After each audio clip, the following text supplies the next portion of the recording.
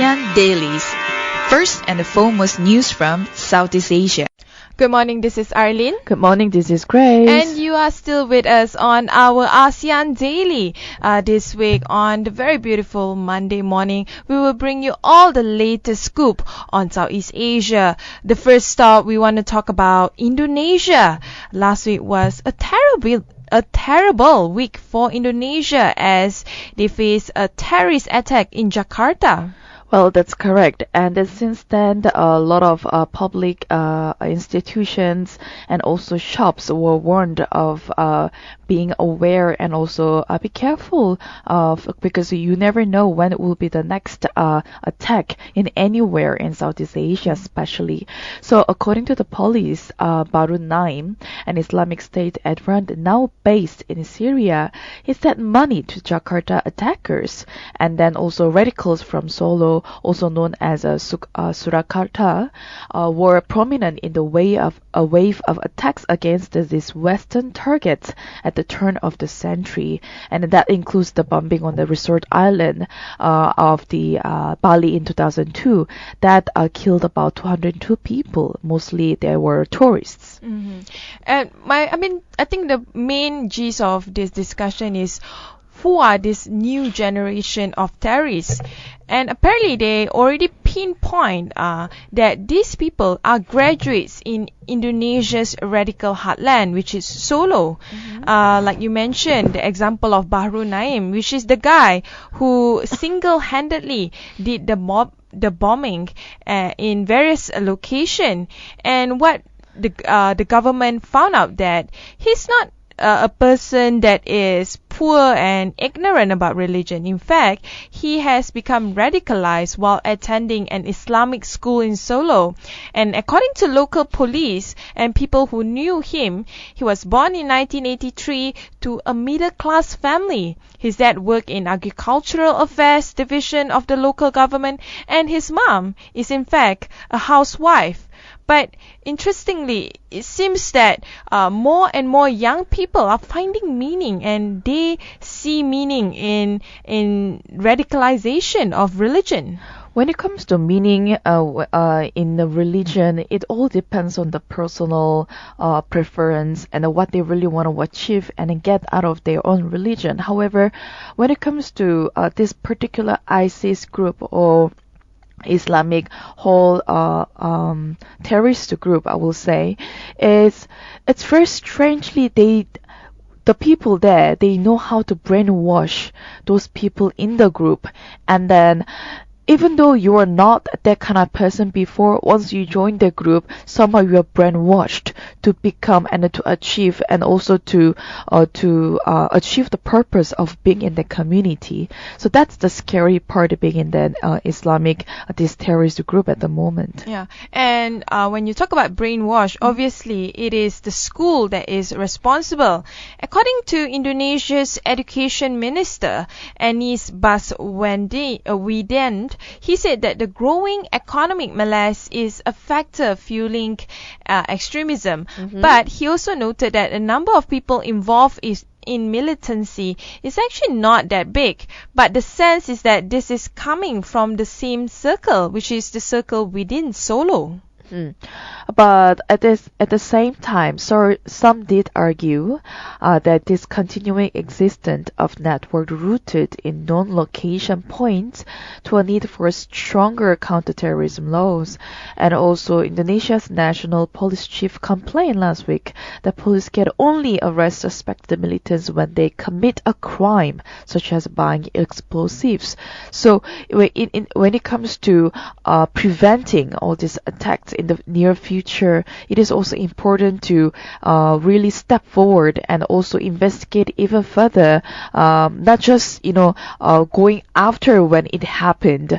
So that's in Southeast Asia perhaps the mentality that we really need to work towards too.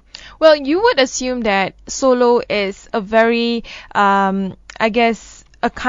an area within the whole of Java Island. It is an area that is so hostile to different races and different religious belief. But interestingly, I've been to Solo and I really love the place.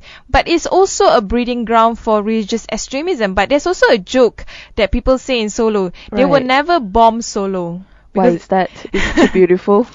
It's not just because the state is very peaceful. It's also because the state or the area within Solo is very multi-religious or multicultural. I remember going to different religious location in Solo, and there's this one church that is set next to the mosque, and every year during Christmas and also Hari Raya, or the Muslim festival, they would actually celebrate it in each other's mosque. The Muslim will celebrate Hari Raya in the church, while the church members will celebrate Christmas inside the mosque. Well, that's the sort of harmony or unity that we are looking forward to. Perhaps that's the one of also reasons why you mentioned that they will never bomb this region. However, again, you never know what kind of things that can happen, because with these warnings and also attacks of this Islamic extremists towards the Southeast Asia, the unexpected place can also be attacked by all these people. I guess so. But, from that example that I gave, I have a feeling, in my own personal belief, they are not against the idea of, they are not against other religious belief, in their extremist point of view. I think they are sending a clear message to governments all over the world that they are not happy with the current system. Whatever system there is, they want a system where it is led by Muslims and some of the values and principles that they think is supposed to be under the Muslim teaching. Yeah, but at the same time, they also need to remember, by doing so, by attacking those places and in order to achieve their own belief and own system, they also need to remember that they're also killing a lot of innocent people out there. And then these people, they have nothing to do with when it comes to religion or even culture or even the system. So those are the things that they also need to really consider. That's true. I mean, most of those being killed during the Jakarta bombing are actually people in Jakarta themselves, is not foreigners as much.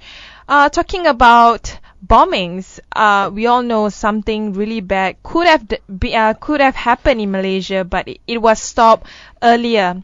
A Malaysian man, was arrested hours before planning to commit terror atrocity. Well, that's correct. He was caught in one of the RT stations in Kuala Lumpur. He was 28 years old. And after receiving this news, I had a question in my mind that it was found out that he carried a knife with him. But the question here is, how did he plan to attack with a knife to the places arresting a man who was suspicious of attacking places is really good step that we caught a person. But the next question is, what was his plan with just a knife? It was not even the bombing equipment that he carried with himself. So is it a sort of the message that the whole community wanted to send via him, or what kind of the agenda did he carry behind this? Yeah, it could be something much scarier than we thought. I mean, he could just possess a knife, but it could be not just he himself. It could be a network of people carrying different weaponry, and unfortunately he was caught. What we know about this person is he's an insurance salesman from northeast Terengganu state. So insurance agency. Insurance salesmen, they sometimes can have two jobs. Very unexpected, yeah, for sure. Especially in Malaysia now, we have the hashtag dua kerja, which means that the government is encouraging Malaysians to have two jobs since the economy is not doing well. And apparently he has been in over the years hanging Islamic State flags in several Malaysian states to oppose the government's crackdown on the militant group within the country. Right. At the same time, no matter what a job he had in Terengganu, he did want to carry on the plan of attacking someone or some places in Malaysia. So police have raised the security a lot to the highest level following the deadly attacks in Jakarta, of course. And security has been increased in public places such as shopping malls and tourist spots. In fact, it was yesterday that it was announced that we all needed to be careful when it comes to Sri Hartamas, not only KL, but when it comes to busy shopping areas, such as even towards Bangsa area. Well, luckily nothing happened. Unfortunately, no one was hurt. No news was leaked. However, we still really need to be careful because one person is caught and then very nearby one of the monorail stations in Kuala Lumpur. So there could be more suspects that can be caught in the future. Yeah, it's pretty scary. I wonder what's the motivation, but according to Federal Territories Minister Adnan Mansour, he said that the motive is to destabilize popular tourist countries and create fear, like in Jakarta. So Right. the motive here is creating fear. I don't think they have any personal attack against other religion or other religious belief, because they would have bombed Solo long time ago, like in the one in the terrorists in Jakarta. Right. But what we are looking at now is they are sending a fierce message around countries all over the world. Yes, that's true. But talking about this man being caught, and also they have wanted to send these messages across the countries that just to create fear. Well, it's a good attempt. In fact, yesterday it was a bit contradicting when the news was announced that do not or avoid going to those famous shopping areas. But at the same time, it was also announced it's actually safe to go there. And in fact, the people were there. So I don't know how far that people believe when it comes to news of being, warning people that please be careful and be aware of these attackers and so on. But at the same time, there are still a lot of people who do not trust perhaps the government or whatever the news is being leaked via media. You're right. I mean, there are a lot of viral messages all over social media about encouraging people not to frequent certain shopping malls, certain popular areas. I don't know how true those messages are, but I believe that a certain degree of precaution needs to be taken. Yep. But at the same time, I do encourage people to go out and have fun. I mean, at the end of the day, without getting the money go around, our economy will be in stagnant. Yeah. Just a bit of a side note that Malaysian government had detained more than 150 suspects linked to IS group for the past 2 years. So Malaysian government are definitely doing overtime work in catching all these culprits. Another news that is interestingly quite on the positive side. Taiwan elected its first female president. So I guess that when it comes to leaders of countries, quite many female leaders are stepping up. And then, like you mentioned, one of the countries is Taiwan. And I'm afraid that the relationship between Taiwan and China, we can never expect from now on, because it was believed that Taiwan was still under China, and that China sort of wants that you have these grave challenges having this female president.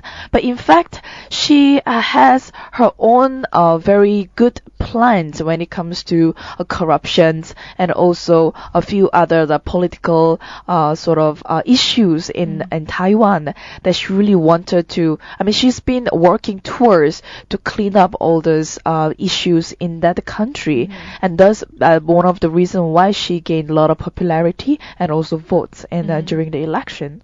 And this particular woman, we haven't really introduced her name. Her name is Tsai Ing-wen, Right. leader of the opposition Democratic Progressive Party, or Right. short for DPP. She won the presidency with 56.1% of the vote after 8 years under the government of the pro-China Kuomintang or Nationalist Party. But what we are seeing, the way she echoes when it comes to her view about China is completely different from her previous, the previous leaders from the same party. She seemed to be emphasized a lot on democracy. In fact, she said that Taiwan is committed to democracy, calling it a value that is deeply ingrained in the Taiwanese people, and we all know she's actually contradicting with China's value system, which is less about democracy but more about, they call it the greater good for the Chinese people. Right. More of a socialist value. So to her, the democratic way of life is forever the resolve of Taiwan's 23 million people's lives. Well, at the same time, during her speech, she also mentioned about that she really wants to emphasize that both sides of Taiwanese Strait have a responsibility to find mutually acceptable means of interaction that are based on dignity and reciprocity. And then she really wants to have new era in that country, and also to have a cooperative working relationship with other political parties on major issues.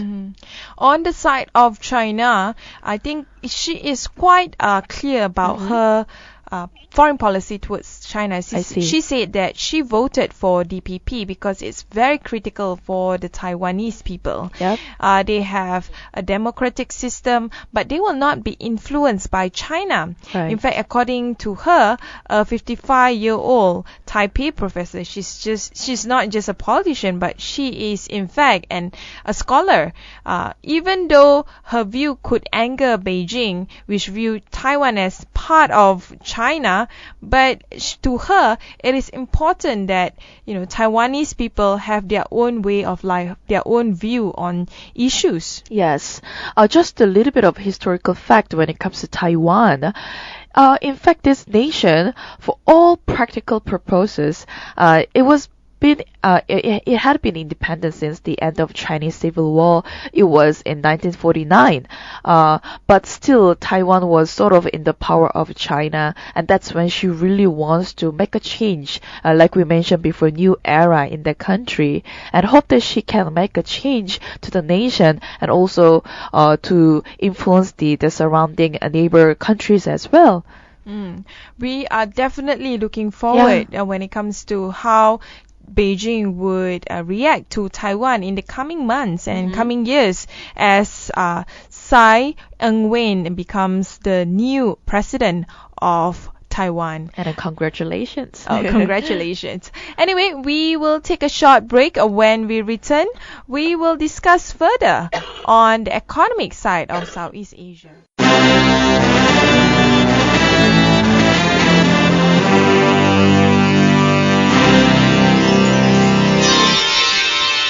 ASEAN Dailies.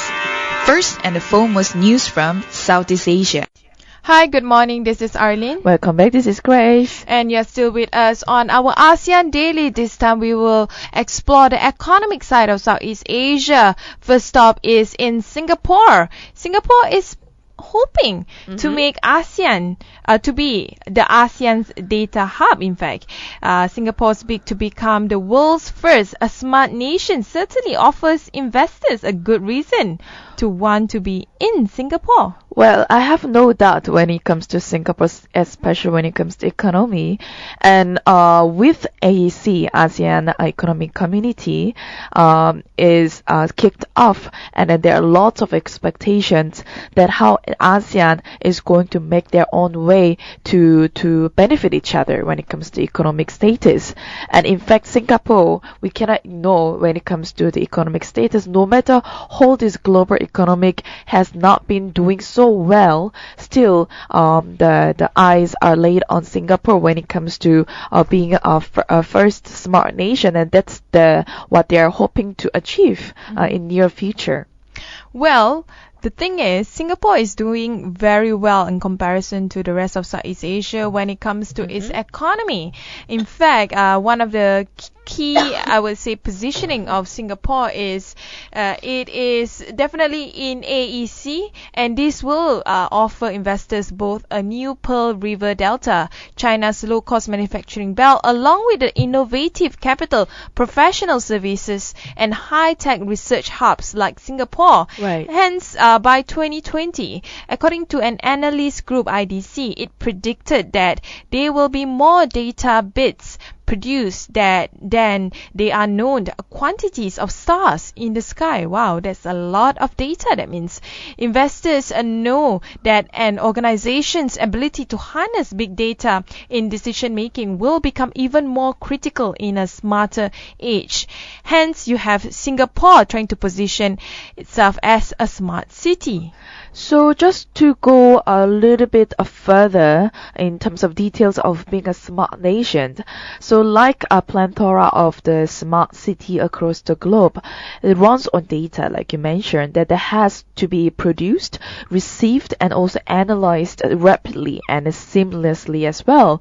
And it is on the premise that investors will recognize that Singapore's smart nation ambition serves their needs as much as the livelihood of the Singaporeans.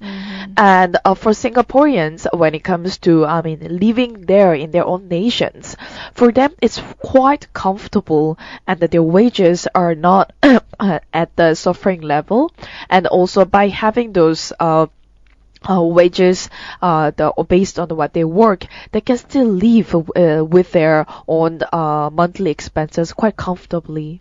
Yeah. So with good data analytics, organization in Singapore will not only able to bridge the gap of productivity, their data smart workforce will also be a compelling proposition for investors to have obviously Singapore to realize their vision of becoming the innovative capital for ASEAN economic community. So we look forward for Singapore to prosper in the area of data hub. Obviously, other countries should also catch up and look at Singapore, how well it can be as the ASEAN data hub, and hopefully maybe Malaysia could see itself doing the same thing as well. I really hope so. And besides talking about data, I think one of the key information that needs to be out there is about free trade. And we are still discussing about the benefits of TPPA. And according to our International Trade and Industry Ministry, Datuk Sri Mustapa Muhammad said Malaysia could go in and out easily in TPPA without having to pay any penalty as stipulated in Chapter 30 of the proposed agreement.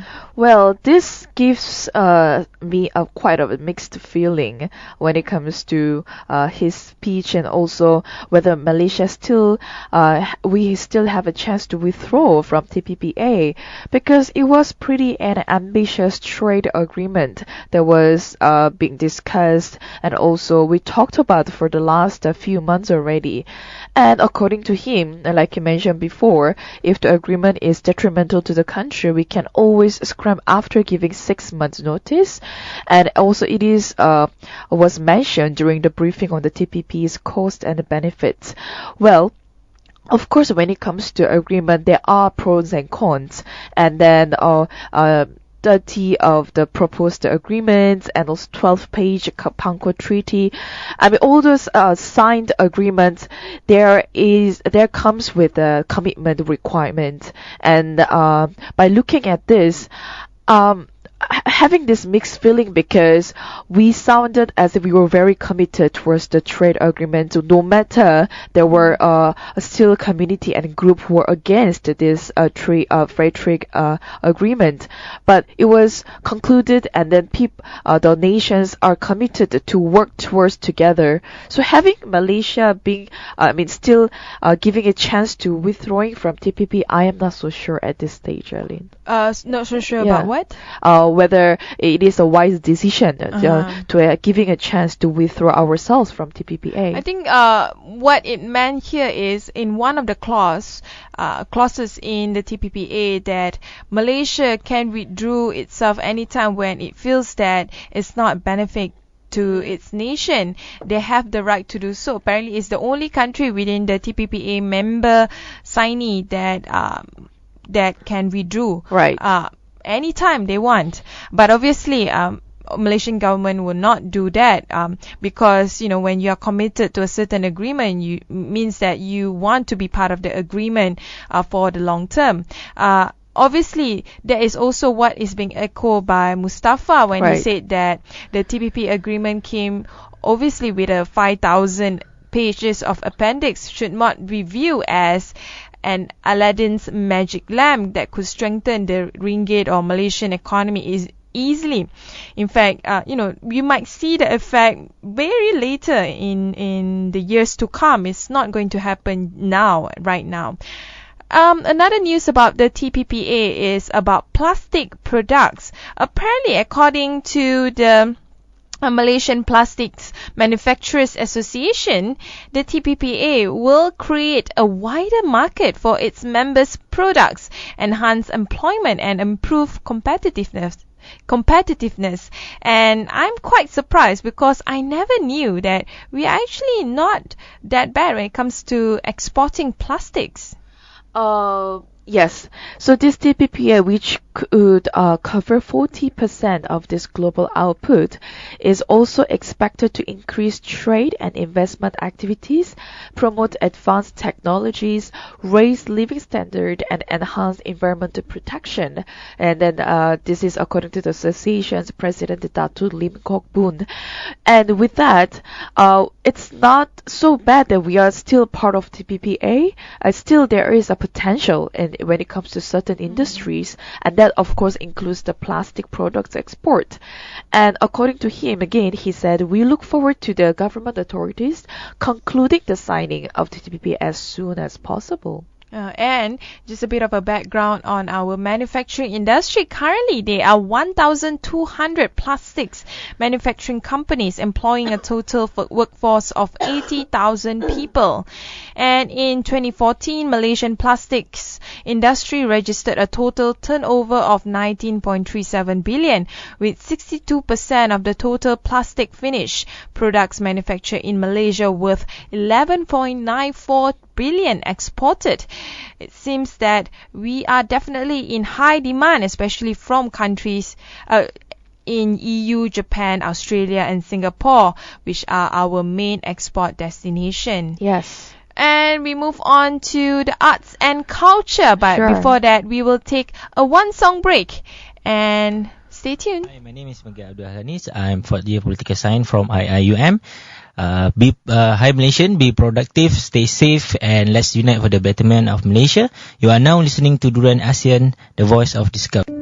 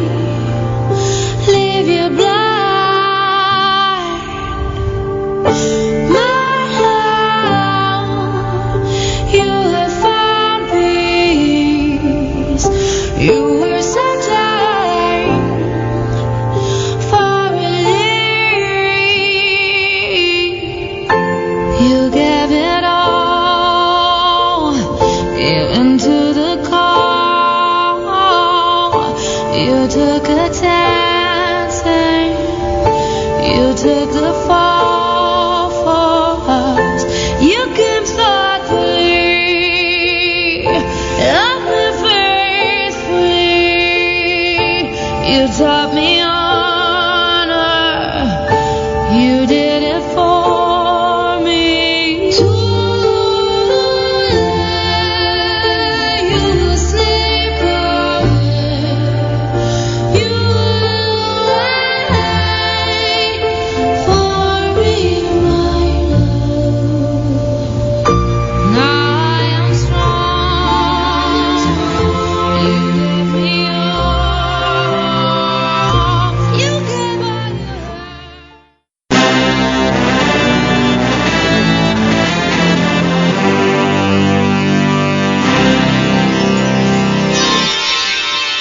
ASEAN Dailies. First and foremost news from Southeast Asia.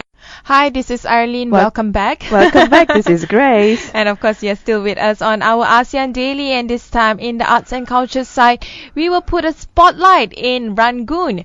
Burmese cartoons celebrate Centenary in Rangoon. Well, there's an event to mark 100th years of Burmese cartoon that kicked off in Rangoon, which was just on Wednesday, with a free exhibition at the Myanmar Convention Center. They featured cartoon books, souvenir stalls, and demonstrations by prominent local practitioners of the art form. And the chairman of the event, cartoonist Mau Mau Ang, said that the occasion was a rare moment that put local cartoons in the spotlight. In fact, cartoons will survive as long as there are people in the world because cartoons reflect people's desire and needs. I completely agree with that. I mean, I love reading cartoons. When I was younger, the cartoon section of the newspaper was my favorite. And it's got its own hidden messages as well. That's when people do get addicted to the cartoons, and it's really easy to read, unlike just the written words only with the drawings and the whole this drama going on for sure. And despite his optimistic outlook, he did also acknowledge that cartoon books were at risk of being sidelined in increasingly digitalized culture. But in fact, he shouldn't be too sad when it comes to this because as much as a lot of things are becoming digitalized, at the same time, a lot of cartoonists, they're also looking at the alternate platforms to incorporate the technology into the cartoons. So that's why we can download a lot of cartoons online nowadays to read through. So, but at the same time, he also did say, we hope this event in Myanmar will gather Burmese cartoonists together and create a conversation and also whole community. Oh, looking forward to that. And I wish that I was in Rangoon because I would love to attend the cartoon exhibition. But on the other hand, something is happening in Myanmar as well, as Suu Kyi hit out at young people. She said that they are mostly wasting time online.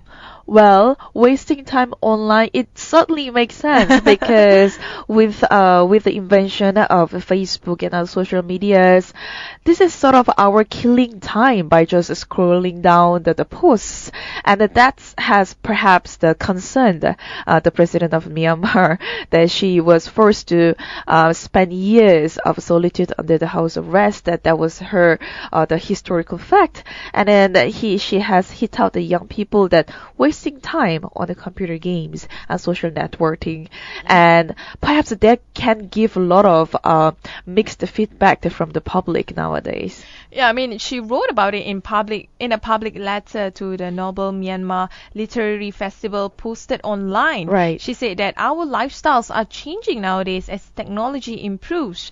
Now our children waste a lot of time on computer games, internet games, and social networks. Children read less because the use of technology has increased. Well, the thing is, there's pros and cons on different issues. What Myanmar is facing now is what developed countries had faced or are currently facing, which is you waste a lot of time. But I think a lot of people also realize the importance of gaining knowledge and fighting for their rights. So yeah, it depends on how they want their young people, to aspire in the future. Yeah, I can totally agree with you that because back to those days when all those Nintendo games were released or DS gamers were released, still there were a lot of children or even youngsters. They did waste their time playing all those manual games or from the TV or even having the small game player with them. So it is not a surprise. Yeah, perhaps it is sort of the culture among younger generation. It is that the platforms are changing online, and then by emphasizing the importance of certain things educationally online, maybe they can attract more youngsters as well. Yeah. And talking about attracting more youngsters, definitely traditional activities would be good. And one of it is Ponggal. It just happened recently. It's a heritage of the Indians of southern India, particularly from Tamil Nadu. Today celebrate the harvest festival of Ponggal. Right. So this concept of this harvest festival is a time-honored tradition rooted in all civilizations and cultures in every part of the world.